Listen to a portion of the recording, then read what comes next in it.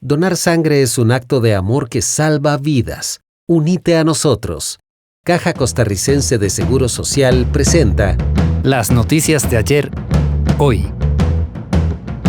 El reporte Delfino.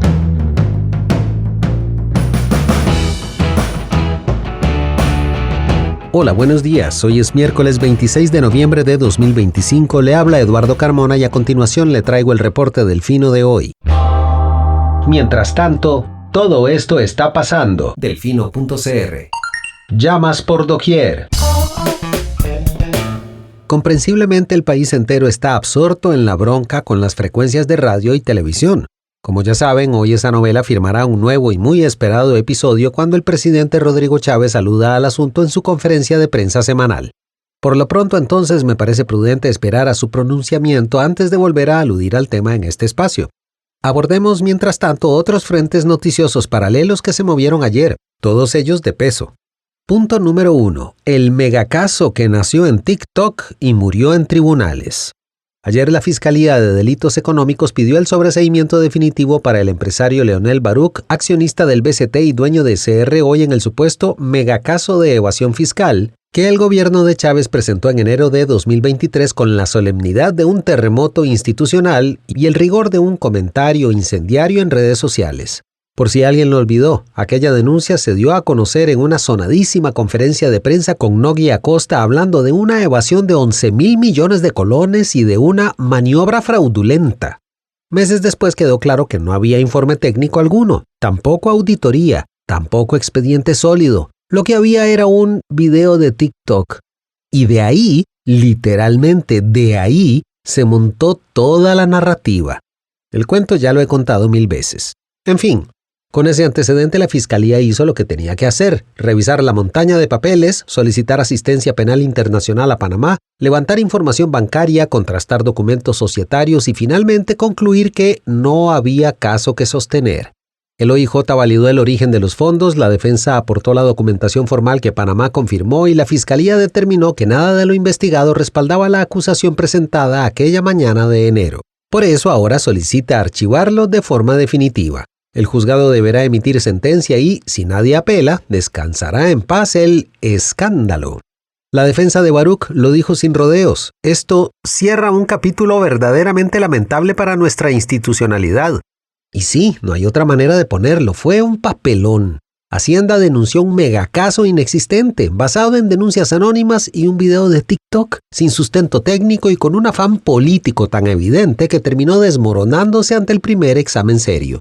Ojo, sigue abierta una asistencia penal asociada a un expediente de legitimación de capitales, proceso aparte que depende de información en trámite con Panamá. A ese expediente habrá que seguirle el paso, pero por ahora el caso TikTok topó con cerca como siempre supimos que pasaría. Sobra decir, Chávez dirá que fiscalía canalla, etcétera, etcétera, etcétera. Aludir a eso es llover sobre mojado. Punto número 2. Carlos Araya le cumple al Sindeu. Le reconozco al rector de la UCR, Carlos Araya Leandro, que absolutamente todo le sale bien. Chávez cree que tiene el designio divino, pero a la par de Araya es un aprendiz de la iluminación. Mientras el presidente resbala en su intento de golpear a Baruch y apaga fuegos por el escándalo con las frecuencias de radio y televisión, Araya come callado y come contento. ¿Qué pasó ayer? Tremendo gol de chilena en Montes de Oca porque el Consejo Universitario aprobó un ajuste presupuestario a partir de la interpretación que hizo la UCR del fallo 08201-2025 de la Sala Constitucional, emitido hace un par de meses. ¿Cómo leyó el fallo la U? Como un aval para volver a su vieja convención colectiva y con esa bandera ajustar de nuevo la anualidad al 3,75%, reconocer diferencias no pagadas desde 2020 y ojo al Cristo, de paso anunciar el pago del escalafón administrativo en 2026. Combo Mac de Stranger Things a lo grande con batido y papitas paprika. La movida se apoya en la lectura maximalista que Araya ha defendido de la autonomía universitaria y en la interpretación de que la Ley 9635 no puede limitar pluses negociados colectivamente, si bien choca de frente con los criterios que la propia Contraloría General de la República y la Oficina Jurídica anterior de la UCR habían emitido contra estos incentivos. ¿Recuerdan? Conté todo este cuento cuando quedó claro por dónde venían las promesas electorales de Araya. Dije que todo esto estaba pasando y que iba a pasar y bueno, pasó. Eso sí, con un semáforo cómplice en amarillo de la Sala Constitucional. ¿Puede pegar el brinco la Contraloría cuando revise presupuestos? Sabrá Dios. Este país vive en modo de Santi. No sé, yo ya no sé. El FECITRAES, que agrupa a todos los sindicatos de las universidades públicas, en todo caso ya adelantó criterio y dijo que la Contraloría no tiene competencia para reinterpretar una sentencia de la Sala, ni para meter la mano en la aplicación interna de regímenes salariales universitarios, así que las bases de una eventual batalla institucional ya están más que sentadas. Yo solo pienso, si ese pleito se desata, ¿con quién iría Chávez? ¿Contraloría canalla o universidades públicas canallas? Punto número 3. Incendio en aviación civil. La semana pasada se filtraron los resultados preliminares de la auditoría internacional que la Organización de Aviación Civil Internacional, OACI, realizó a Costa Rica y se desató el escándalo. La nota, publicada por varios medios, señalaba que el país había obtenido un 61,7% en el indicador de implementación efectiva, IE, cuando el estándar mínimo de referencia global ronda el 75%. La filtración generó revuelo inmediato, caída de casi 15 puntos respecto a 2017, desempeño crítico en licencias y operaciones y preocupación en el sector aeronáutico. Hasta ahí, normal, auditoría complicada, resultados incómodos, país sorprendido. Lo extraño vino después. Primero, renuncia inmediata por motivos personales del subdirector de Aviación Civil Luis Diego Saborío Soto. Segundo, una comparecencia para el recuerdo del director de la entidad, Marcos Castillo, el pasado lunes.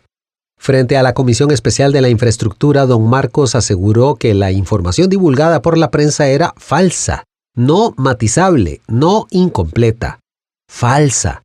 A la vez reconoció que la OACI sí había presentado datos preliminares al cierre de la auditoría, pero insistió en que no debían tomarse como reales porque el informe final tardaría meses. La lógica de Castillo era, digamos, exigente. Si los datos eran preliminares, no podían ser falsos, y si eran falsos, no podían ser preliminares. Pero ese fue el mensaje institucional. El diputado oficialista Daniel Vargas Quirós, como no podía ser de otra forma, le hizo coro a Castillo y dedicó su intervención a atacar a los medios que abordaron el informe. ¡Qué bajo ha caído el periodismo!, dijo. Pues bien, tanta hablada y ¡zas! Cayó un documento que botó todas las máscaras.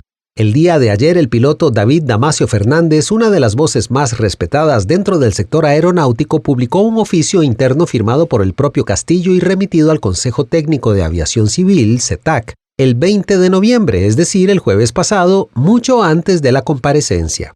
Entiéndase, el documento existía antes de que se llamara falsa la información filtrada.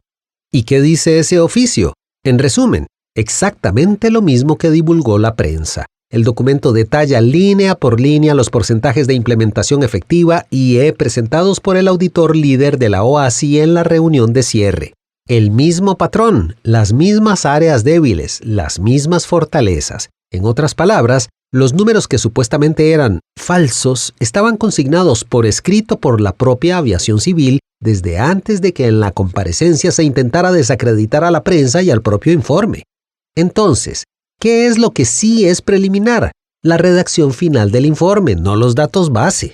Porque la OACI, y esto el oficio también lo recoge, es explícita al explicar el proceso.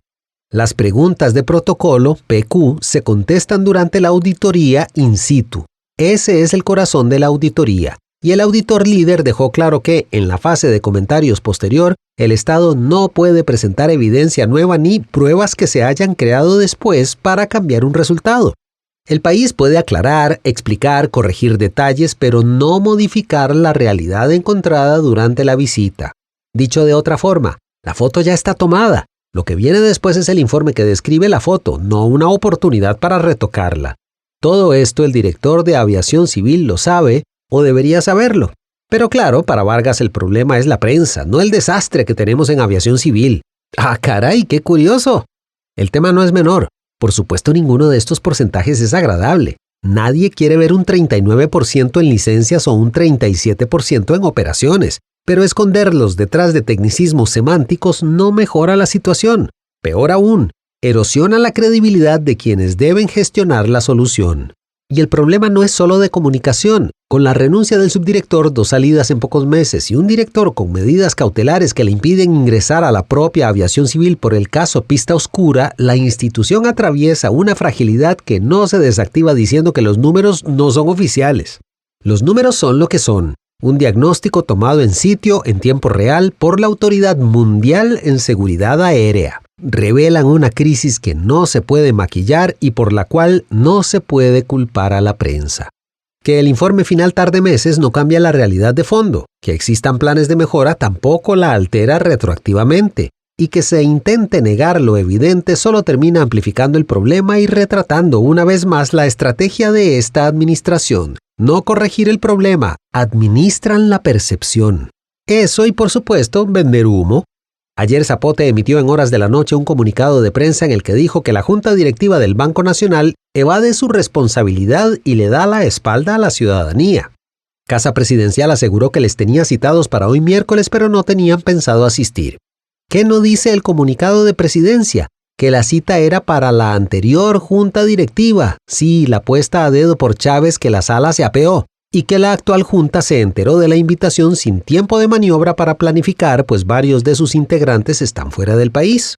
En declaraciones a La Nación, Marvin Arias, presidente del BN, dijo que más bien ya plantearon una nueva fecha al Ejecutivo, 17 de diciembre, y que le tomó por sorpresa el comunicado emitido por Presidencia.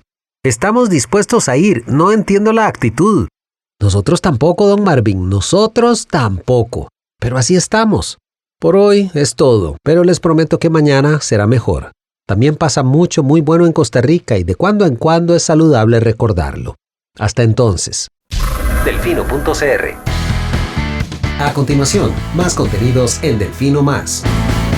Hoy en barra de prensa. Aprobado en primer debate el Presupuesto Nacional 2026. El plenario de la Asamblea Legislativa aprobó en primer debate el Presupuesto Nacional para 2026 por un monto de 12,80 billones de colones, equivalente al 23,4% del Producto Interno Bruto estimado el próximo año, y con un crecimiento del 3,11% respecto al presupuesto vigente de este 2025. La oposición reasignó desde comisión más de 50.000 millones de intereses de deuda en áreas sociales y de seguridad, beneficiando instituciones como el IMAS, 7.860 millones de colones para Red de Cuido, Caja Costarricense de Seguro Social, 10.000 millones de colones para pensiones no contributivas, MEP, 200 millones de colones para innovación y STEM, OIJ, 3.538 millones de colones para plazas nuevas y universidades como UNED y TEC, con fondos para infraestructura y programas estudiantiles. Esto y más, hoy en Barra de Prensa. Delfino.cr. En el reporte internacional. Cuentas pro-Trump en X revelan ubicaciones fuera de Estados Unidos tras nueva función. Una actualización de la red social X, antes Twitter, permitió comprobar que varias cuentas influyentes que defendían al presidente Donald Trump operan desde países fuera de Estados Unidos. Mientras tanto, la Asamblea Legislativa de El Salvador aprobó el martes la 45ª prórroga del régimen de excepción, una medida que suspende garantías constitucionales y que el gobierno del presidente Nayib Bukele considera clave en su estrategia de seguridad contra las pandillas. La nueva extensión estará vigente del 2 de diciembre de 2024 al 31 de diciembre de 2025. Por último, el expresidente brasileño Jair Bolsonaro comenzó el martes a cumplir su condena de 27 años de prisión por liderar un intento de golpe de Estado, un desenlace que muchos en Brasil creían improbable. El acontecer mundial, hoy en el reporte internacional. Delfino.cr. Y este fue el reporte de hoy. Texto Diego Delfino, voz Eduardo Carmona. De parte de todo el equipo de Delfino.cr, muchas gracias por su atención. Le esperamos mañana con un nuevo reporte. Que tenga lindo día. Chao. Gracias por informarse con Delfino.cr. Ingrese a Delfino.cr/inclinada, suscríbase para disfrutar de todos nuestros servicios con una cuenta Delfino Más. Delfino.cr.